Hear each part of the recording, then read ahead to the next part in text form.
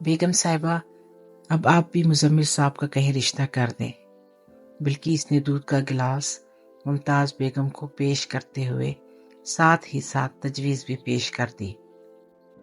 اس کے سامنے مت کہہ دینا، تیرا بھی لحاظ نہیں کرے گا۔ ممتاز بیگم نے دودھ کا گھونٹ لیتے ہوئے بلقیس کو خبردار کر دیا۔ جی بیگم صاحبہ، ایک بات کی سمجھ نہیں آتی، مزمل صاحب کو شادی سے اتنی نفرت کیوں ہے؟ بلقیس، تو بھی کملی ہے، تجھے ساری بات کا تو پتہ ہے، پھر بھی یہ سوال پوچھ رہی ہے۔ ممتاز بیگم نے دکھی ہو کر کہا، بیگم صاحبہ، مزمل صاحب وہ سب بھول کیوں نہیں جاتے؟ کیسے بھول جائیں بلقیس، کیسے بھول جائیں؟ ممتاز بیگم نے دودھ کا گلاس سائڈ ٹیبل پر رکھا اور بیڈ کی ٹیک سے سر لگا کر ٹھنڈی سانس لی، جیسے اپنی شال بھول گئی ہے۔ اس کے حکیم صاحب نے منگنی بھی کر دی ہے، لڑکا ولایت میں ہوتا ہے، سنا ہے 5-6 مہینے بعد نکاح ہے۔ نکاح کے بعد وہ اشال کے کاغذ ساتھ لے جائے گا۔ جیسے ہی اشال کے ویزے کا بندوبست ہوگا وہ بھی ولایت چلی جائے گی۔ بلقیس نے ساری تفصیل بتائی۔ مزمل ان سے ملا تھا؟ ممتاز بیگم نے پوچھا۔ بازلہ کو جی صحیح پتہ ہے، میں تو عورتوں ہی کی طرف رہی تھی۔ ہاں یاد آیا، نکاح تو اپنے حکیم صاحب ہی نے پڑھوایا تھا۔ حکیم صاحب سے تو ملا ہے۔ عاقل اور اشال کے بارے میں جانتا ہے؟ پتہ نہیں جی، بلقیس نے لا علمی ظاہر کی۔ بارات کے ساتھ بھیجا تو اسی لیے تھا کہ ان سے متعلق جان جائے۔ آپ خود کیوں نہیں بتا دیتی؟ میں اس بارے میں بات کروں تو اٹھ کر چلا جاتا ہے، پھر کئی دن میرے ساتھ بھی موڈ بنائے رکھتا ہے۔ ممتاز بیگم نے افسردگی سے کہا۔ کمرے کا دروازہ کھلا تھا اور مزمل دروازے سے باہر ممتاز بیگم کے سامنے کھڑا تھا۔ ممتاز بیگم نے دیکھا تو مزید بات نہیں کی۔ مزمل اندر آتے ہوئے بولا، کون موڈ بنا کر رکھتا ہے؟ کوئی نہیں، اپنی بلقیس باسط کی بات کر رہی تھی۔ ممتاز بیگم نے بات گول کر دی۔ مزمل نے بلقیس کی طرف دیکھتے ہوئے کہا، آپ جائیں، گھر میں بہو آئی ہے، اس سے ناشتہ وغیرہ کروائیں۔ بازلہ نے جی انہیں ناشتہ کروا دیا ہے۔ بیگم صاحبہ کا خیال رکھنے کے لیے کسی کو تو ہونا چاہیے تھا۔ میں جاتی ہوں اور بازلہ کو بھیجتی ہوں کہ وہ آپ کا ناشتہ بھی تیار کر دیں۔ بلقیس جلدی سے چلی گئی۔ میں رات کو 2 دفعہ آیا تھا، آپ سو رہی تھیں، مزمل نے اپنی دادی کا ہاتھ اپنے دونوں ہاتھوں میں لیتے ہوئے بتایا۔ آج جلدی اٹھ گئے؟ دادی نے پوچھا۔ ہاں، میں نے اسلام آباد کے لیے نکلنا ہے۔ باسط کے ولیمے میں شرکت نہیں کرو گے؟ دادی نے سوال کیا۔ دادو آپ کے کہنے پر بارات کے ساتھ چلا گیا تھا، یہ کافی نہیں؟ میرا خیال ہے زندگی میں پہلی بار تم نے کسی شادی میں شرکت کی ہے۔ آخری بار بھی۔ میں چلتا ہوں، مجھے دیر ہو رہی ہے۔ مزمل جلدی سے دادی کے بیڈ روم سے نکل آیا۔ اسے اندازہ تھا اب دادی بات سے بات نکال کر گھوم پھر کر پھر اس شادی کی بات کریں گے۔ آپی، کل شادی میں مزہ آیا نا؟ مومنہ نے پراٹھے کا نوالا منہ میں ڈالتے ہوئے ماہم سے پوچھا۔ ماہم نے اپنی کلائی کی خراشیں دیکھتے ہوئے جواب دیا۔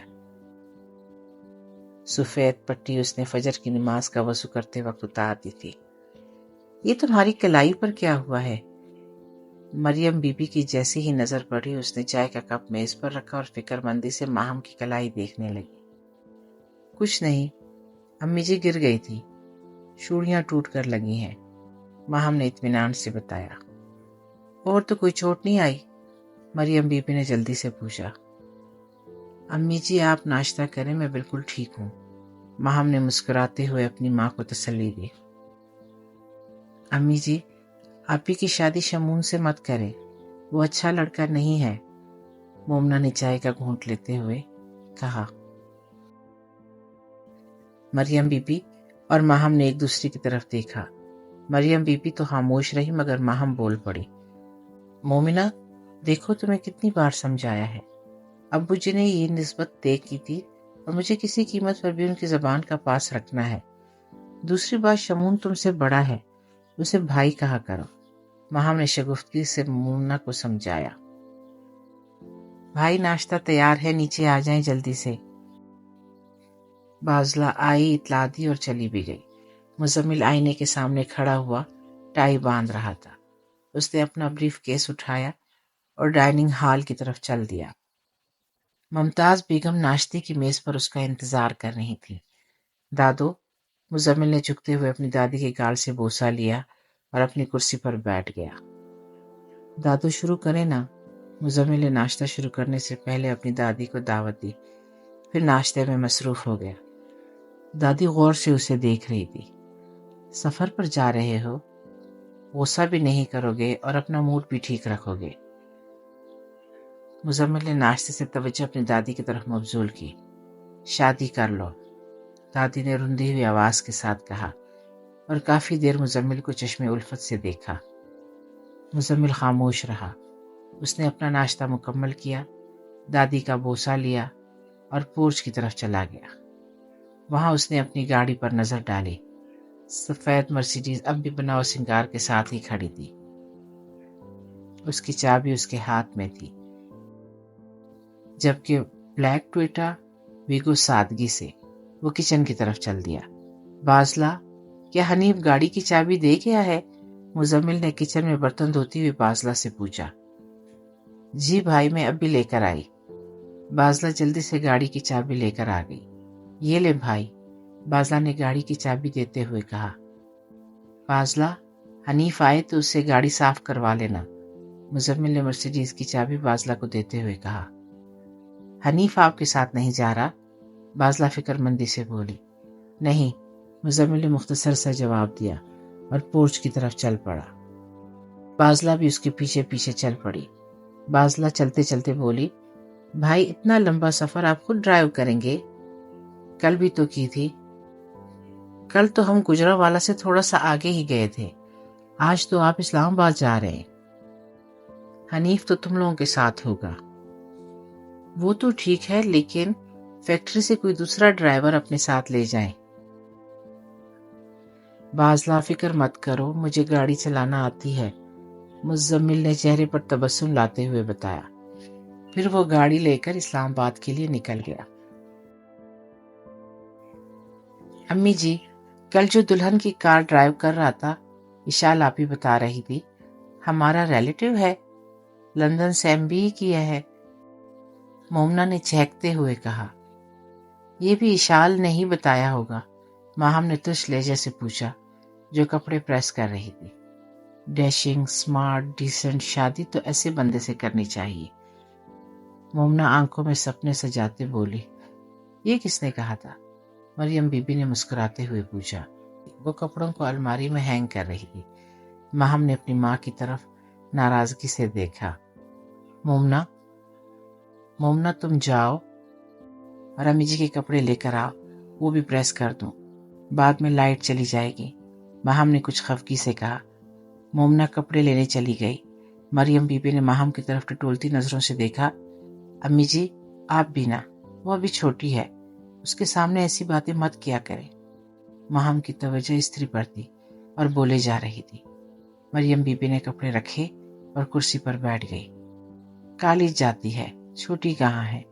سچی بات تو یہ ہے، وہ لڑکا مجھے بھی بہت اچھا لگا تھا، میں تو چاہتی تھی تیری بھی کسی ایسے ہی لڑکے سے شادی ہوتی۔ ماہم نے فوراً اپنی ماں کی طرف دیکھا۔ مریم بی بی پہلے ہی سے ماہم کو دیکھ رہی تھی۔ اس نے ماہم کے چہرے کی تحریریں پڑھنے کی کوشش کی۔ ماہم نے نظر جھکا لی۔ اگر کہو تو میں لالا جی کو انکار کر دوں۔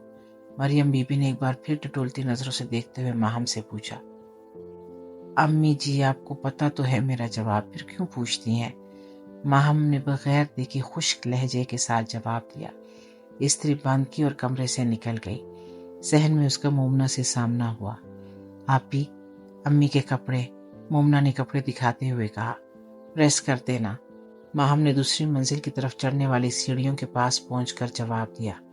وہ سیڑھیاں چڑھتے ہوئے اپنے کمرے میں چلی گئی۔ آپی کو کیا ہوا؟ امی جی، مومنہ اپنی ماں کے سامنے کھڑی تھی۔ کچھ نہیں، تم تیار ہو جاؤ۔ تیار ہو گئی ہو؟ شمائل نے مستی سے موبائل پر ستارہ سے پوچھا۔ ہو رہی ہوں، ستارہ شیشے کے سامنے بیٹھے ہوئے بولی۔ میں تو ابھی ابھی پارلر سے آئی ہوں، شمائل نے شوخی مارتے ہوئے بتایا۔ ہم دلہن کو لینے جا رہے ہیں، تم خود ہی دلہن بن رہی ہو، بس زیادہ شوخیاں مت مارا کرو۔ میرے بھی 2 بھائی مسقط میں ہیں، ستارہ نے روکھا سا جواب دیا۔ ناراض کیوں ہو؟ رات میری نیند خراب کر دی، آپ پوچھ رہی ہو ناراض کیوں ہوں؟ ایک ہی رات لگائی ہے فیس بک پر، آج ولیمے میں میرے آگے پیچھے گھومے گا، شمائل نے فخری انداز سے بتایا۔ کیا کہا تم نے؟ اسے فرینڈ ریکویسٹ بھیجی تھی، اس نے ایکسیپٹ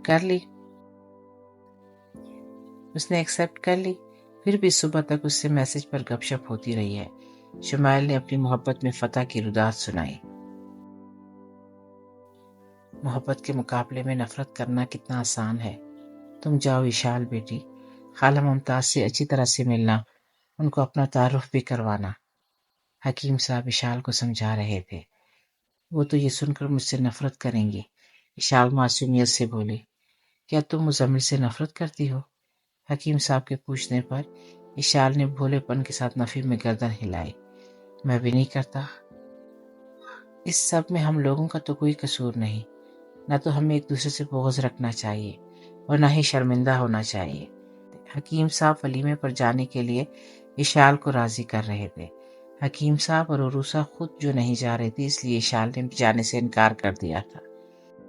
پر ابا، میں آپ کو چھوڑ کر اکیلے کیسے جا سکتی ہوں؟ وشال نے الجھی ہوئی آواز کے ساتھ جواب دیا۔ حکیم صاحب اور عروسہ نے ایک دوسرے کی طرف دیکھا۔ حکیم صاحب نے عروسہ کو بولنے کا اشارہ کیا۔ دیکھو وشال بیٹی، ہم تمہیں خود بھیج رہے ہیں، عروسہ نے شائستگی سے سمجھایا۔ لیکن اماں، میں آپ کو چھوڑ کر کیسے جا سکتی ہوں؟ وشال اپنے فیصلے سے ٹس سے مس نہیں ہوئی۔